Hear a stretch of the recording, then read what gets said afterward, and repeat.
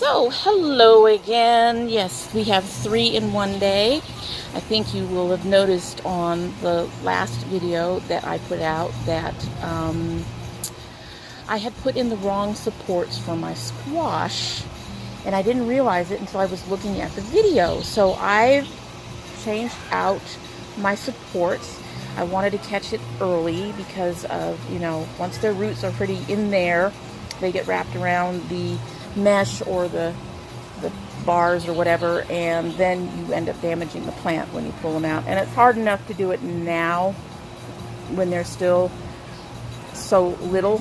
You don't want to do too much to cause too much trauma. At any rate, I had to do this. Normally I would use a electric or a hand drill to punch holes into the crates so that I could string things up to keep them supported. Our hand drill is not working. So what I ended up doing is using the actual, people are partying. Happy 4th, everyone. I ended up using some of the spokes on the units that I'm using for the new supports. So here's the butternut with his supports, and these are to help keep it fairly stable. Now I can't keep it going from side to side at this point until I can figure out how to drill some holes in this without a hand drill at this point. But what this thing is I went to Home Depot and I got some of those shelving units. I got the really long ones, and we cut them in half, and then they're very easy to bend. So, see, I can bend that. And I used that to get rid of the ones that I didn't want, to give the plant some space. And I used a couple of spokes to provide some stability front to back rather than side to side. The side to side I'm going to have to deal with at another time. But for now, it's there, and when the butternut gets big enough, it can start winding around and using this as a support. That's what I did last year. For the yellow squash, after taking a look around, I just completely took all the supports out. It doesn't need it. This should bush out, and hopefully this will be enough room for it. Now the other one that I have to worry about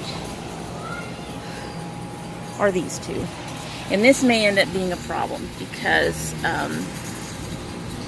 they're both going to climb, and there's just not enough space in this box. So we're going to have to see what happens. I've never tried to do it like this before. I have grown 2 plants in a box, but they're usually the same plants. And I didn't do that this time. I did lose a leaf on my sweet dumpling through the process, and a couple of the other leaves got poked when I took them out. They've got holes in them, but they should be fine. And basically I took 2 of them, one on each side, and again I'm using the spokes themselves to keep them from coming out of the box. And then I brought them up and I intertwined them at the top.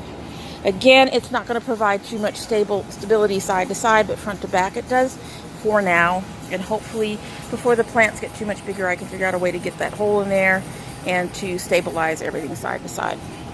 So these were $15 to $20, I think. And I got 2 of them. I also got a smaller one, I believe, because I have a couple small ones in there on my porch that I'm not using this year because, like I said before, we are actually a little plant light this year. But I just wanted to show you that I fixed that problem, supposedly, and this guy can start winding, and his little tendrils can start tangling themselves. I'm kind of hoping that I can convince him to stay on this side. Probably not, since we're already bushing over here. And we'll just have to see how this goes. And if it just doesn't work out, it doesn't work out, and I can get some other seeds later. But for right now, that's just what we're going to have to do. I don't have any more dirt to put one of them in another box, even though I do have other boxes. So we're just going to go with this right now and hope that this works. Anyway, so that's another way to, that's a way that I've worked. This actually worked out really well last year, but I did have them tied down. You can see that they had strings where they were tied down, and there were holes in the crates, and these strings I just basically wound through the holes to keep them as stable as possible. Yeah, the biggest problem is they're going to want to flip at some point, which is kind of why I have my heavier plant on this side, with the hopes that that will help keep that somewhat stable. As you can see, they're not really, this is not really the best way to do this. I would prefer to tie this off. I may end up bringing one of these over this way to, like you saw on the butternut, to help provide that support that way. But beyond that, that's what I did, is I picked up some of these wire shelves at Home Depot. Home Depot, they will cut it in half for you if you want.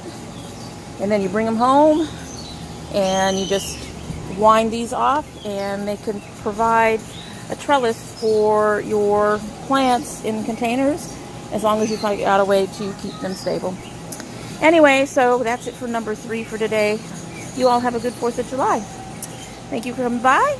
Talk to you later. Bye.